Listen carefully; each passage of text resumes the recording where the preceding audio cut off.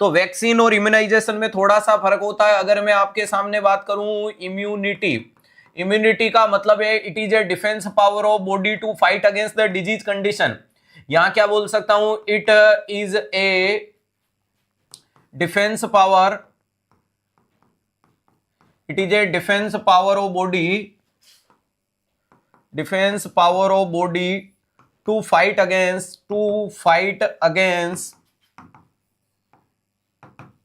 Disease condition,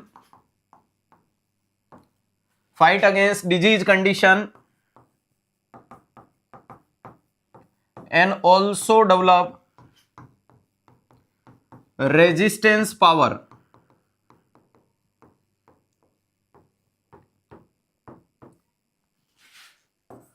for specific disease।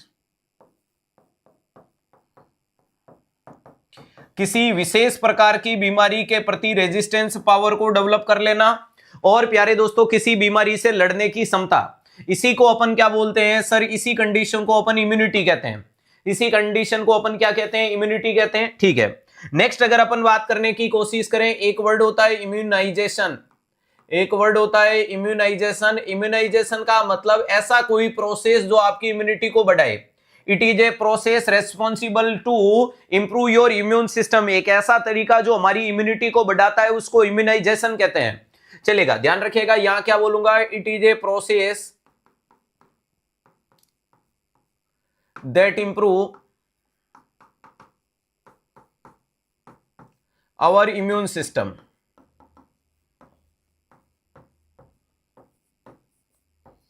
एक ऐसा तरीका जो हमारे इम्यून सिस्टम को इंप्रूव करता है उसको इम्यूनाइजेशन कहते हैं। दूसरी साइड में लिखा हुआ है वैक्सीनेशन।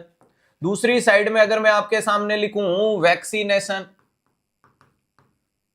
और वैक्सीनेशन में अगर मैं बात करने की कोशिश करूं तो लिख सकता हूं in this process use the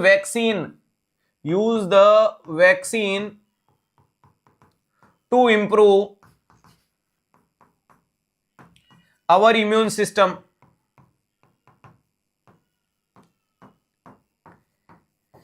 एक ऐसा तरीका जिसमें वैक्सीन को काम में लेके इम्यून सिस्टम को बढ़ाते हैं उसको बोलते हैं वैक्सीनेशन। एक ऐसा तरीका जिसमें वैक्सीन को काम में लेके इम्यूनिटी को बढ़ाते हैं उसको बोलते हैं वैक्सीनेशन, और कुछ भी काम में लेके अगर इम्यूनिटी को बढ़ाते हैं उसको बोलते हैं इम्यूनाइजेशन। तो क्या मैं इम्यूनाइजेशन में एग्जामिनर पूछेगा फर्स्ट वैक्सीन, एग्जामिनर तुमसे पूछता है कि ध्यान रखिएगा फर्स्ट वैक्सीन बताओ, फर्स्ट वैक्सीन बताओ, तो नाम आता है बीसीजी। क्या नाम आता है, BCG, bacillus Calmette Guérin against for tuberculosis. वहीं पे अगर आपको पूछे फर्स्ट इम्यून क्या होता है, तो फर्स्ट इम्यून होता है मदर ब्रेस्ट मिल्क, मां का दूध, मदर ब्रेस्ट मिल्क। ध्यान रखिएगा, ये वेरी इंपॉर्टेंट चीज है दोस्तों। अगर आपसे पूछा जाता है कि पहला, तो इम्यूनिटी बढ़ाने के तो बहुत सारे तरीके, आप मेडिटेशन करो, एक्सरसाइज करो, योगा करो, जिम करो, जॉगिंग करो, न्यूट्रिशन लो, good environment, good health, all these type of immunisation. ये सब कुछ इम्यूनाइजेशन होता है जो हमारी इम्यूनिटी को बढ़ाता है। लेकिन वैक्सीनेशन तो उसी को बोलेंगे जिसमें क्या काम में लोगे, वैक्सीन। तो मोटे मोटे रूप में जरूर कह सकते हो कि दोनों का लक्ष्य इम्यूनिटी को इंप्रूव करना होता है, लेकिन रास्ता जो शुरू होता है वो अलग है। डीप में पढ़ते हो तो अच्छे से पढ़ने की कोशिश करो। ध्यान रखिएगा, सर मेरा डाउट क्लियर करो, पूछ बेटा क्या डाउट है। तो कुल मिला के इम्यूनाइजेशन और वैक्सीनेशन को डिफरेंशिएट किया। फर्स्ट डिस्कवर्ड वैक्सीन का नाम है स्मॉल पॉक्स, जिसकी जानकारी एडवर्ड जेनर नाम के साइंटिस्ट देते हैं, जो 1796 टू 1798 में आया था। सर एक टेस्ट में क्वेश्चन क्या हो गया, सर टेस्ट में क्वेश्चन इजी लगते हैं, राइट भी होते हैं 70-75, बट गलती हो जाती है 20-24, कैसे क्या करूं। मैक्सिमम क्वेश्चन प्रैक्टिस करता रहे बेटा, सब सही हो जाएगा ना। जितनी ज्यादा अपनी ईमानदारी टेस्ट में मेंटेन करोगे उतना पेपर का एटमॉस्फेयर आप खुद क्रिएट करोगे। अब आप पेपर में कितनी टेस्ट में कितनी गद्दारी करते हो उतना आप अपने जीवन के साथ गद्दारी करते हो। अगर आप गूगल सर्च कर रहे हो, किताबें खोल रहे हो, दोस्त को पूछ रहे हो, तो आप सोच लेना कि ये पेपर में पॉसिबल नहीं है। तो आप अगर इस टेस्ट को एज ए आपका पेपर मान के चल रहे हो कि यही मेरा नोटसेट है, यही मेरा आरआरबी है, तो यही सीख जाओगे। ठीक है, तो टेस्ट किस लिए रखा गया है कि आप अपनी क्वालिटी को इंप्रूव करो। तो अपनी ऑनेस्टी के साथ में उसको अटेम्प्ट करो कि चाहे कोई आ जाए यार, क्या फर्क पड़ जाएगा भाई। मैं तो कह रहा हूं 20 की जगह 50 गलत हो जाएंगे, लेकिन अगली बार सीखूंगा, अगली पेपर में बढ़िया सीखूंगा, है ना। गलत होते रहते हैं, गलत को सही करने के लिए ही तो आए हैं और मेहनत कर रहे हैं, तब गलतियां हो रही है, अपने से हो रही है। अपने देखो माता पिता के नर्सिंग में एक भी सवाल गलत नहीं है, ना आपके न मेरे। क्यों? न तो वो नर्सिंग पढ़ी, न नर्सिंग के टेस्ट देते हैं, न नर्सिंग की तैयारी की। फेल कौन होता है? जो तैयारी करता है। पास कौन होता है? वो तैयारी करता है। मैं नर्सिंग ऑफिसर बना, मेरे घर वाले तो नहीं बने। क्यों? उन्होंने नर्सिंग कर ही नहीं रखी, कैसे बनेंगे? तो कुल मिला के चिंतित और विचलित होने की आवश्यकता नहीं है। क्लियर है? वो कहते हैं ना, डर मुझे भी लगा था फासला देखकर, मैं बढ़ता चला रास्ता देखकर, मंजिल खुद ब खुद मेरे पास आती गई मेरा हौसला देख के। तो तुम्हारे हौसले होंगे जो तुम्हारी मंजिल को तुम्हारे पास खींचेंगे। ध्यान रखिएगा, ये इम्यूनाइजेशन और वैक्सीनेशन क्लियर हुआ। यहां आपके सामने इम्यूनिटी वर्ड भी क्लियर हुआ। राइट आंसर गया ऑप्शन नंबर बी। क्लियर है? यहां पर आपको ये जानकारियां मिल गई कि फर्स्ट इम्यून पूछे, फर्स्ट वैक्सीन पूछे।